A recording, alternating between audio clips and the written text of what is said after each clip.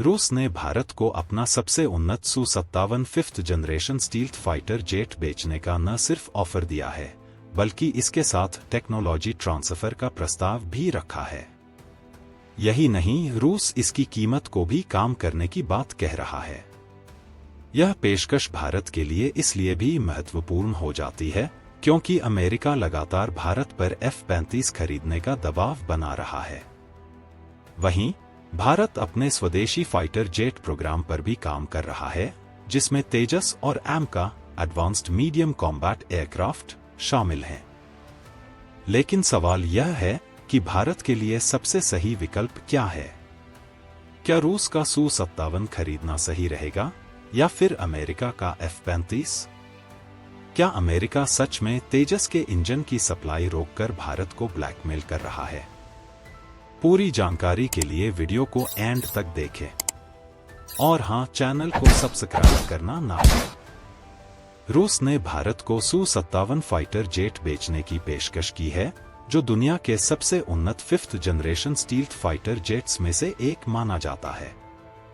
रूस की इस पेशकश को और भी आकर्षक बनाने वाली बात यह है कि वह सिर्फ विमान देने की बात नहीं कर रहा, बल्कि इसकी पूरी तकनीक भी भारत के साथ साझा करने को तैयार है। इसका मतलब यह हुआ कि भारत सिर्फ Su-57 खरीद कर इस्तेमाल ही नहीं करेगा, बल्कि भविष्य में इन्हें खुद बना सकेगा और अपनी जरूरतों के हिसाब से अपग्रेड भी कर सकेगा। यह वही मॉडल है जिसे भारत ने Su-30 MKI के मामले में अपनाया था, जब रूस ने न केवल विमान बेचे बल्कि भारत को उनकी मैन्युफैक्चरिंग तकनीक भी दी थी। Su-57 की ताकत की बात करें तो यह विमान स्टील्थ टेक्नोलॉजी से लैस है, जो इसे रडार से लगभग अदृश्य बना देती है। इसकी सुपर क्रूज स्पीड 2100 किलोमीटर प्रति घंटा से भी अधिक है, जिससे यह बिना आफ्टरबर्नर के भी लंबी दूरी तक उड़ सकता है। यह विमान हाइपरसोनिक मिसाइलों से लैस किया जा सकता है, जिससे यह किसी भी दुश्मन को सेकंडों में खत्म कर सकता है।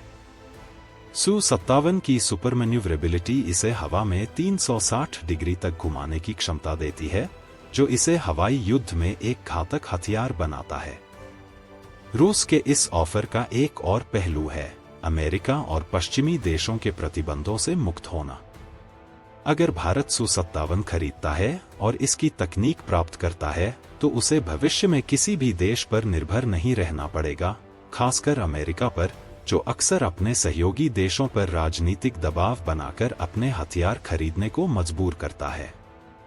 अब बात करते हैं अमेरिका के F-35 की। यह विमान अमेरिका का सबसे एडवांस्ड फाइटर जेट माना जाता है और इसे कई देशों ने अपनाया भी है। लेकिन भारत के लिए यह सौदा उतना फायदेमंद नहीं लग रहा जितना अमेरिका दावा करता है। F-35 की कीमत Su-57 से दोगुनी है। एक F-35 की लागत करीब 800 से 1000 करोड़ आती है, जबकि Su-57 की कीमत 400 से 800 करोड़ प्रति जेट के आसपास है। लेकिन रूस कीमत काम करने की भी बात कह रहा है। इसके अलावा अमेरिका टेक्नोलॉजी ट्रांसफर नहीं करता, यानी अगर भारत F-35 खरीदता भी है तो उसे सिर्फ तैयार विमान मिलेंगे और उनकी तकनीक पर भारत का कोई अधिकार नहीं होगा। F-35 की मेंटेनेंस कॉस्ट भी बहुत ज्यादा है। यह एक सिंगल इंजन फाइटर जेट है, जबकि Su-57 डुअल इंजन वाला विमान है, जिससे इसकी ताकत और ऑपरेशन क्षमता कहीं ज्यादा बढ़ जाती है। इसके अलावा F-35 को मेंटेन करने के लिए विशेष अमेरिकी इंफ्रास्ट्रक्चर और लॉजिस्टिक्स की जरूरत होती है, जो इसे और भी महंगा बनाता है। लेकिन सबसे गंभीर मुद्दा यह है कि अमेरिका का भारत पर दबाव। ऐसा कहा जा रहा है कि अमेरिका ने भारत के तेजस फाइटर जेट्स के प्रोडक्शन को धीमा करने के लिए इसके इंजन की डिलीवरी रोक दी है। तेजस फाइटर जेट के लिए जरूरी GE F404 और GE F414 इंजन अमेरिका से आते हैं और अमेरिका ने इन्हें अभी तक भारत को पूरी मात्रा में नहीं दिया है। क्या यह भारत को F-35 खरीदने के लिए मजबूर करने की चाल है? अगर हां, तो यह भारत की रक्षा नीति के लिए एक खतरनाक संकेत हो सकता है। भारत पहले से ही अपने 5th generation fighter jet project पर काम कर रहा है, जिसे AMCA advanced medium combat aircraft कहा जाता है। यह विमान Su-57 और F-35 दोनों के बीच का एक बेहतरीन विकल्प होगा। लेकिन इसकी सबसे बड़ी समस्या यह है कि इसका पहला प्रोटोटाइप 2028 तक तैयार होगा और 2035 से इसका प्रोडक्शन शुरू होगा। तब तक क्या भारत को चीन के सामने अपनी एयरफोर्स को कमजोर छोड़ देना चाहिए?